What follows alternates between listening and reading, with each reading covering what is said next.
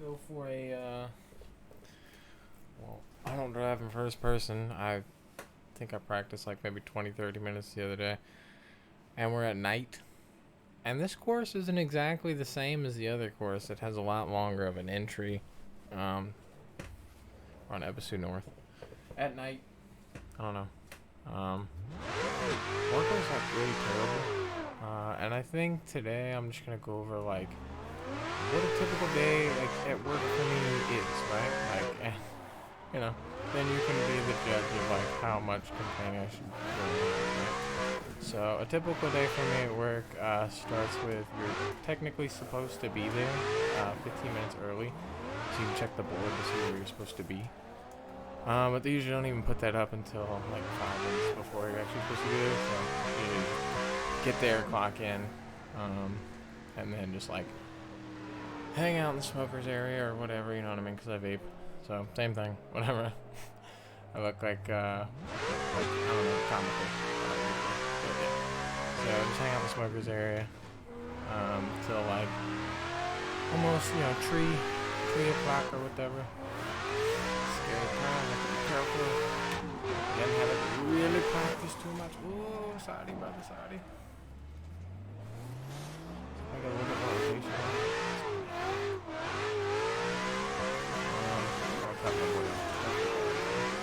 Other than that, I don't know. Or I have to slow down a little bit, but it's a little sketchy every time. Alright. Again, I don't have a lot of confidence in first person, and it's very dark even for me. I literally had to go into first person because I'm like, oh, maybe I'll do better in first person. Not better in first person. Just gonna hang out in that bush. Okay, he followed me into the bush. That's on him. I just held the brakes. I just was like looking at the other side, just like there's a lot of people over there. Yeah. Okay. But yeah, so going to work early, just kind of like wait around, see like what I'm supposed to do, then figure out where I'm supposed to go. Today, go in and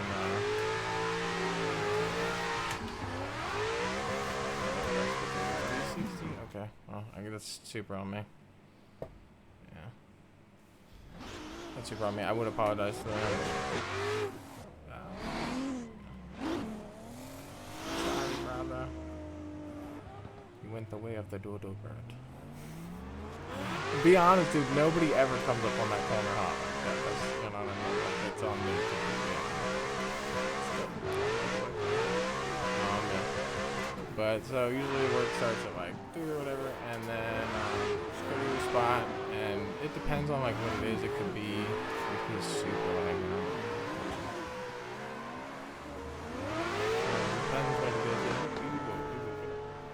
depends what it is. But it could just be like carrying super heavy stuff back and forth all day, violating lots of like safety laws and stuff. And so like all my supervisors are Hispanic, on my shift, and they all pull for their own people. So like if their own people like make mistakes or something, usually just kind of like let that go. But if it's me making a mistake or something, they'll just like ride me super hard. I'm one of like 2 Americans that were working today. So like the entire maintenance team is all Americans, so 5 maintenance guys, none of which I see or speak to all day. So I spent the entire time. Okay, so my entire day today, like I think I'm gonna leave it at this because it's kind of just like overviews of shit. So like my entire day today, nobody spoke to me in English at all, other than 2 different times I had 2 different supervisors tell me to put my hands into a massive, I don't know, like just a massive hydraulic heat press before it hits the top. So at the top of the hydraulic heat press, it has a lock. Like it locks in, right? And so they want me to put my hands in there before it goes all the way up. They want me to put it in there like just right as it comes up, which is super unsafe. And my hands are very precious to me, as you would imagine, as I need both of them to, I mean, I guess I can roof with one hand, but I kind of need the other hand to be able to hit that gear shift or something, you know what I mean? So, yeah, like, I appreciate my hands, right? And they would never do this, right? not to say they would never do this, but they show people how to do stuff that is like huge safety violations that's like very dangerous to their health. And half of these kids are like barely 18, and some of them aren't even 18. And they don't even understand how dangerous it is. And I'm just like, nah.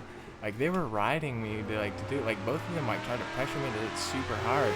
And I was like, no, dude, on Monday I'm gonna come in, I'm gonna talk to someone about this. Like, this is a huge problem. Like, you are not gonna, like, you're not gonna put me at risk of crushing my hands for even $26 an hour, even if I'm on overtime. Like, so they were like they just dick rode me all day. They've been dick riding me for days, bro. You know what I mean? It's bad. Like, it's horrible. But I just try and, you know, keep it moving. Yeah, I don't know. It's just weird. It's just weird. And then, like, towards the end of the day, the other guy didn't care about making scrap either, and he was just like firing stuff out, and then he made tons of scrap. Like, I was just all offended. Like, nobody spoke to me all day in English whatsoever. There were lots of people yelling in Spanish, but nobody spoke to me all day in English other than to tell me to risk having my hands crushed. And again, I work this line fairly often, like, so I actually know hydraulic press works very well. I also know that they don't exactly keep up on the oil. They kind of just let it go until it's, you know, all the way out, and then the press is falling down. So that's a thing. And no, so like, dude, I know this thing. Like, this is one of my things. You know what I mean? This is one of my things that I run often enough.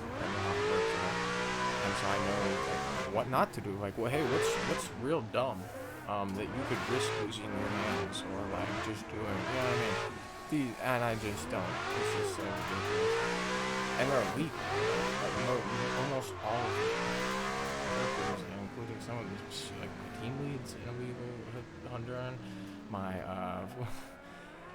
they're all Hispanic, right? It's just not good. It's not good because they don't look out for me, right? Nobody looks out for me. And like I said, they pressured me basically.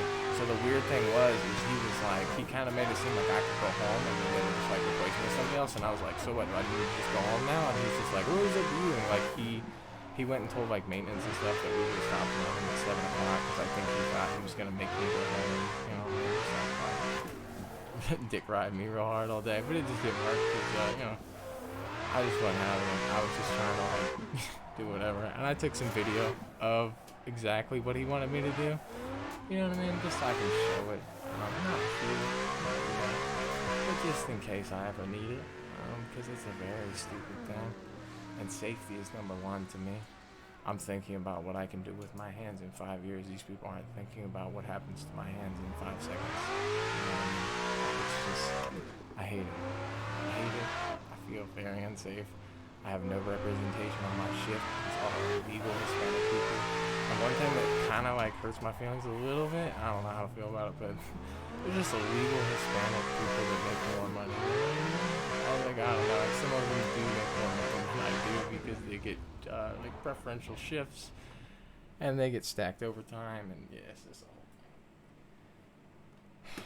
It's just bad. I know, I hate to talk about it, but like, he's miserable, and it's like, dude, they push me so far some days that it's just like, holy crap, dude. It is unbelievable that this is, I don't know, man.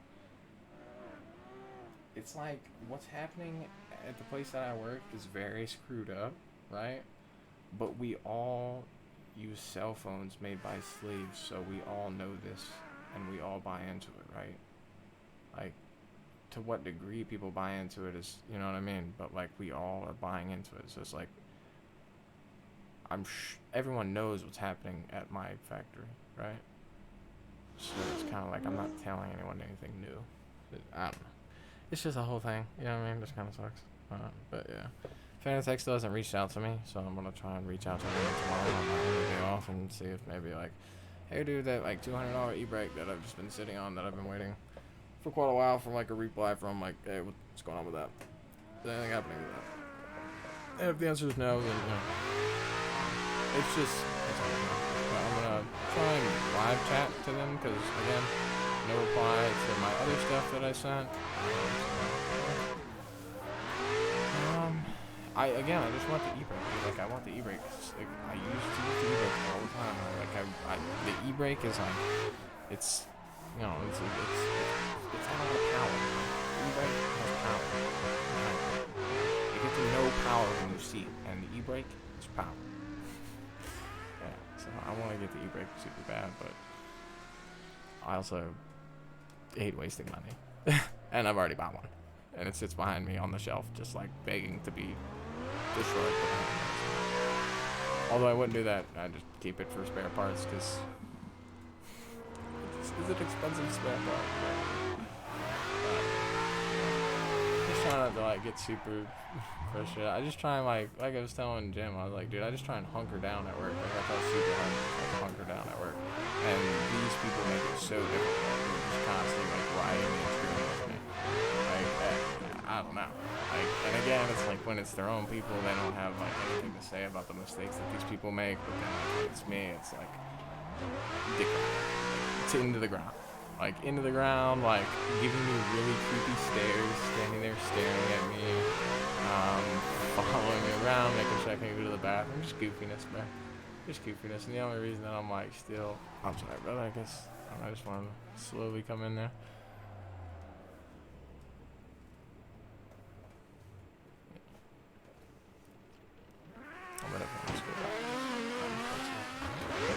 And again, it's okay. It's nighttime, and again, this north course is slightly different than the other course. Like it is not exactly the same. It's not one to one. It's like this entryway is a little bit different, and then that downhill spot's a little bit.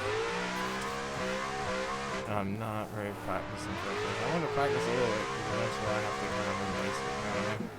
And then the fact that it was nighttime and still on the sea, just normal. It's kind of a bit of a vibe. Tomorrow you will get the gene review finally. My area gene review or whatever for my ridiculous factory worker. Like I have a pair that's in the same quality as when the gene started, and then I have a pair that like looks like it's been basically to hell and back. So I'll make a review on those like 5-6 months and just wearing the same pair of jeans tomorrow. That'll be something I'll do for tomorrow, and then yeah, I don't know, just try and chill out, try and relax on my one day off, go to laundry, go talk to the HR person on Monday and just be like, hey, so like I had a really weird Saturday and these dudes are being super weird to me. But again, my HR person at work, the person that had been working there for 20 years, she quit because they were kind of just ignoring her and everything else and doing the job that she was already doing. So she quit, and she got replaced with like this robot lady that I have yet to see like have any emotion when she speaks, like no smile, no nothing, which is kind of scary because like, well, I have bipolar depression and PTSD and stuff, and you'll still see like more facial expression out of me than out of the same. So it's kind of scary. Yeah, I don't know. So I'm not sure how well that'll go for me, but and again, it's almost like, I'm almost positive that the HR person is like the third person. Even say anything, because the last HR person was actually helpful. This HR person, brand new, you know what I mean, for the company. The other HR lady had been working there since the 90s, or since like the early 2000s. She's been working for 20 years, right? So she knew what's up. She started as a four person. This lady just got it. Like she's very much just a suit. And then she's like, I don't even know if there's any point in saying anything to anyone. I'm up on the curb, I'm down off the curb. Alright. I was still like, after I failed the 360, I'm like, I think I could still maybe like do something. And it's like, yeah, you could do something. You just get stuck on the wall. It's dark, man. I ain't doing no like cutting through the bushes. I already got lost in the bushes once. Like there are not the same guards or like barriers on this track. But again, the other one has the Kina or whatever. Petra? I forget exactly which one it is. I want to bust a nasty 360, but it's hard. Alright, brother, ow. You've been sitting there for 9 years. You're just gonna bump in and be like, you go. If I go, I'm gonna do the 360. The potato 360. Just to end it all. It's mad hot. Like most people get their air conditioner and stuff going on, but I'm happy to do it. Just keeps me off and on, just to cool the apartment down. I haven't put the air conditioner in. One, because I don't want people to like bust in my apartment to my air conditioner thing. Two, my air conditioner is like super old, like 10 years old. And then I just keep tapping my butt there. And then yeah, I don't know. I guess it's just that, just like stupid anxiety things that don't actually matter. I'm just kind of like waiting to put my air conditioner in. Yeah.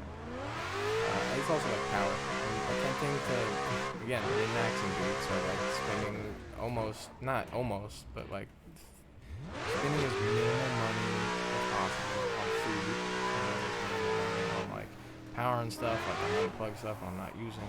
Like, not my computer because like I you know, I'm not gonna destroy my computer or just like I'm not gonna unplug my computer when I turn off the computer and I just save like a penny. Like I put it in sleep mode, so I turn it off, occasionally, like once a week or something. But I mostly just put it in sleep mode. But other than that, for the most part, I try and like unplug things when I'm save on power. Like I promise you, like I'm min-maxing as hard as possible because like I know that nothing gets better until I have a bunch of money to make it better. Yeah, like the only thing I even want to do here is I just want to cut like a nice 3 weeks. I think I did like one diesel. I'm like, all the potatoes, and then these red gauges, I can't see nothing. It's so dark out, and then I got these old gauges and this station wagon now. All right, yeah, y'all better be ripping, cause I'm ready now. I'm moving. And then the only reason I keep messing up is I keep like, it's so hard for me to tell my hand in first person. Yeah, we're cranking. That's speed too. Second gear. No, boom. Let go of the wheel. Boom. I think I'm over there. Nope, I'm good. Back on it. Next gear. It's an Aussie server. I don't know. I seen it in my recent and I'm like, oh dude, like they're doing night tours and then I got stopped with the you need a race department thing, and then I'm like, psh, you better hope I can't find on any of the other websites. And the website I did find as much I'd love to have a race department thing, like I'd love to have a race department account. I'd love to have Netflix. I'd love to have all types of services and things and Medicare or medical insurance. A car, like a nice truck, a new truck, all payments. I don't have to worry about. Breaking down or anything going on. I can't even believe I made that pass. That was a sketchy pass. Yeah. I love to have a lot of things, but it's like, it all eats out on my budget, dude. Every day I watch people eat like $10-$20 worth of like soda and snacks and stuff, and I'm just like, nah. Like, I spend like, I don't know. My lunch for like 2 or 3 weeks is just like a big box of goldfish. You know what I mean? Min-maxing to the ultimate, to the maximum, as much as I can, until I get what I want. Peace out. Have a good one. Longer than it needed to be. It's 1,000,000 degrees in my room because I shut the door because I got the other window open. Potato out. Like I say, you get Gene review. I don't know. It probably published around the same time as this, or maybe a little after this. Yeah, like midday. So, yeah.